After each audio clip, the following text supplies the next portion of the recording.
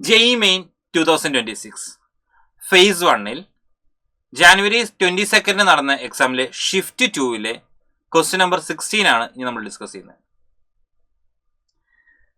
അപ്പോൾ question number 16 നോക്കാം. എന്താ തന്നിരിക്കുന്ന ഒരു കോംപ്ലക്സ് ഉണ്ട്. ഇത് ആക്ച്വലി കോർഡിനേഷൻ കെമിസ്ട്രിയിൽ നിന്നുള്ള ചോദ്യമാണ്. കോർഡിനേഷൻ കെമിസ്ട്രിയിൽ CFSE ഉണ്ട്, ഐസോമർസ് ഉണ്ട്, കളർ ഉണ്ട്, പാരാമാഗ്നറ്റൈസർ ഉണ്ട്, മാഗ്നറ്റിക് മൊമെന്റ് ഉണ്ട്. അപ്പോൾ പല പല topics, various topics in the topic, ആ ഒരു ചാപ്റ്ററിലെ പല പല ടോപ്പിക്കിൽ നിന്നുള്ള ക്വസ്റ്റ്യൻ ആണ്. അപ്പൊ നമുക്ക് തന്നിരിക്കുന്ന കോംപ്ലക്സ് ഏതാ?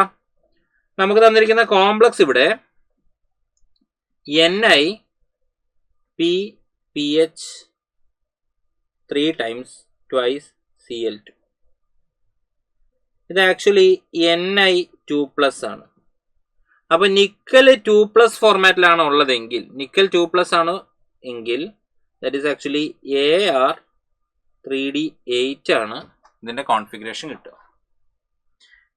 Ar3D8 ആണ് കോൺഫിഗറേഷൻ കിട്ടുക. അപ്പൊ Ar3D8 ആണെങ്കിൽ നമുക്ക് പറയാം 1 2 3 4 5 6 7 8. ഇത് sp3 ഹൈബ്രിഡൈസേഷനിലാണ് ഉള്ളത്. അപ്പൊ sp3 ആണെങ്കിൽ ഇതെന്തായിരിക്കും? ടെട്രാഹെഡ്രൽ ആയിരിക്കും. ടെട്രാഹെഡ്രൽ ആണെങ്കിൽ ജോമെട്രിക്കൽ ഐസോമറിസം ഇല്ല. ടെട്രാഹെഡ്രൽ ആണെങ്കിൽ ജോമെട്രിക്കൽ ഐസോമറിസം ഇല്ല, സ്ക്വയർ പ്ലാനാറിനേ ഉള്ളൂ. അപ്പൊ എ എന്ന് പറയുന്നത് ഇൻകറക്റ്റ് ആണ്. അപ്പൊ ചോദ്യം ഈസ് ആക്ച്വലി ഇൻകറക്റ്റ് സ്റ്റേറ്റ്മെന്റ് ഏതൊക്കെയാണ് and choose the correct answer എന്നാണ് ചോദിച്ചിരിക്കുന്നത്. അപ്പൊ ഇൻകറക്റ്റ് സ്റ്റേറ്റ്മെന്റ് ഏതൊക്കെയാണെന്നാണ് നമ്മൾ പറയേണ്ടത്. അപ്പൊ എ ഇൻകറക്റ്റ് ആണ്. അപ്പൊ അതുകൊണ്ട് എന്തായാലും ഓപ്ഷൻ 3 വരില്ല, 4 വരില്ല. നെക്സ്റ്റ്, അടുത്ത നമുക്ക് നോക്കാം. ഇതിൽ അൺപെയ്ഡ് ഇലക്ട്രോൺസിന്റെ എണ്ണം, ഇവിടെയുള്ള അൺപെയ്ഡ് ഇലക്ട്രോൺസിന്റെ എണ്ണം എന്ന് പറയുന്നത് 2 ആണ്. ഇപ്പൊ മ്യൂ സ്പിൻ എന്ന് പറയുന്നത് that is actually root of n into n+2 or that is root of 2 into 2+2 or that is root 8 or 2.84 ആണ്. അപ്പൊ ഇവിടെ ആക്ച്വലി 2.84 എന്നാണ് തന്നിരിക്കുന്നത്. അപ്പൊ സി ശരിയാണ്. നമുക്ക് ആ രണ്ട് ഓപ്ഷനിൽ ഇല്ലാത്തതുകൊണ്ട് അതിന് നോക്കേണ്ട കാര്യമില്ലായിരുന്നു. നെക്സ്റ്റ്, അടുത്ത് വെച്ചിരിക്കുന്നത് നോക്കുക, CFSE കാണാൻ. നമുക്ക് ഇതിനെ ആക്ച്വലി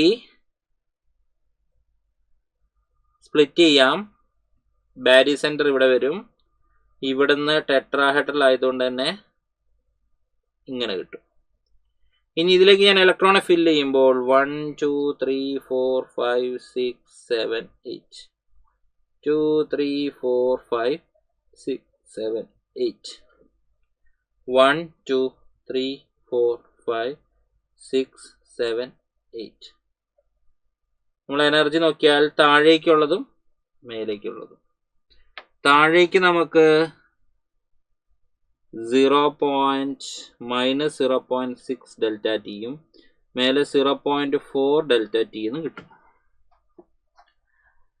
അങ്ങനെയാണെങ്കിൽ CFSE നോക്കിയാൽ that is actually -0.6 delta T into 4 plus 0.4 delta T into 4 or -2.4 delta t plus 1.6 delta t or -0.8 delta t എന്ന് കിട്ടും. ഇവിടെ ഡെൽറ്റ O എന്നാണ് തന്നിരിക്കുന്നത്, ഡെൽറ്റ ടി എന്നല്ല. അപ്പൊ അതുകൊണ്ട് തന്നെ ഡി എന്താണ്? ഇൻകറക്റ്റ്. 0.8 ഓക്കെ ആയിരുന്നു, ബട്ട് ഡെൽറ്റ ടി അല്ല, ഡെൽറ്റ O എന്നാണ് തന്നിരിക്കുന്നത്.